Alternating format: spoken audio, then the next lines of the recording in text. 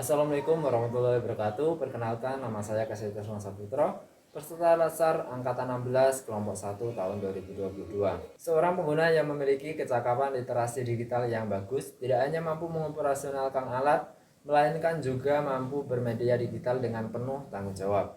Dari hasil survei Indeks Literasi Digital Kominfo tahun 2020 menunjukkan bahwa rata-rata skor Indeks Literasi Digital Masyarakat Indonesia masih ada di kisaran 3,3. Sehingga literasi digital terkait Indonesia dari kajian, laporan, dan survei harus diperkuat. Penguatan literasi digital ini sesuai dengan arahan Presiden Joko Widodo. Berdasarkan roadmap literasi digital tahun 2021 hingga 2024 yang disusun oleh Kominfo, Siberkreasi, dan Deloitte pada tahun 2020, menjadi panduan fundamental untuk mengatasi persoalan terkait percepatan transformasi digital dalam konteks literasi digital ini. Sehingga perlu dirumuskan kurikulum literasi digital yang terbagi menjadi 4 area kompetensi, yaitu yang pertama, kecakapan digital atau digital skill, yaitu merupakan kemampuan mengetahui, memahami, serta menggunakan baik perangkat keras maupun perangkat lunak dari teknologi informasi serta sistem operasi digital dalam kehidupan sehari-hari. Kemudian yang kedua, budaya digital atau digital culture, merupakan kemampuan membaca serta membiasakan, memeriksa, dan membangun wawasan kebangsaan, nilai Pancasila dan Bhinneka Tunggal Ika dalam keseharian, dan digitalisasi kebudayaan melalui pemanfaatan teknologi informasi.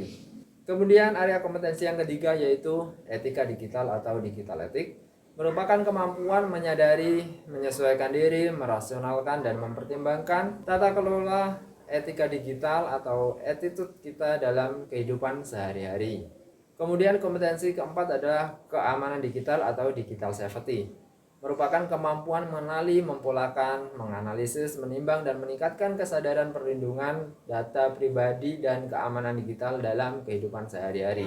Selain sumber daya ASN yang smart, dibutuhkan juga manajemen ASN yang baik dalam mengelola aparatur sipil negara ini. Manajemen ASN adalah pengelolaan ASN untuk menghasilkan pegawai ASN yang profesional, memiliki nilai dasar, etika profesi, bebas dari intervensi politik, bersih dari korupsi, kolusi, dan nepotisme. Berdasarkan Undang-Undang Nomor 5 Tahun 2014 tentang Aparatur Sipil Negara, ASN dibagi menjadi dua, yaitu PNS atau Pegawai Negeri Sipil, merupakan warga negara Indonesia yang memenuhi syarat tertentu diangkat sebagai pegawai ASN secara tetap oleh pejabat pembina kepegawaian untuk menduduki jabatan pemerintahan, memiliki nomor induk pegawai secara nasional. Kemudian yang kedua, P3K adalah warga negara Indonesia yang memenuhi syarat tertentu dan diangkat oleh pejabat pembina kepegawaian berdasarkan perjanjian kerja sesuai dengan kebutuhan instansi pemerintah untuk jangka waktu tertentu dalam rangka melaksanakan tugas pemerintahan. Sebagai seorang ASN, kita memiliki peran dan tugas yang harus kita laksanakan. Untuk yang pertama, pelaksana kebijakan publik, dengan tugas melaksanakan kebijakan yang dibuat oleh pejabat pembina kepegawaian sesuai dengan ketentuan peraturan perundang-undangan. Kemudian yang peran kedua, sebagai pelayan publik, dengan tugas memberikan pelayanan publik yang profesional dan berkualitas. Kemudian yang ketiga, sebagai perekat dan pemersatu bangsa, yaitu dengan tugas mempererat persatuan dan kesatuan negara kesatuan Republik Indonesia. Sebagai seorang ASN, kita memiliki hak-hak yang akan kita peroleh. Ada perbedaan hak yang diperoleh antara PNS dan P3K.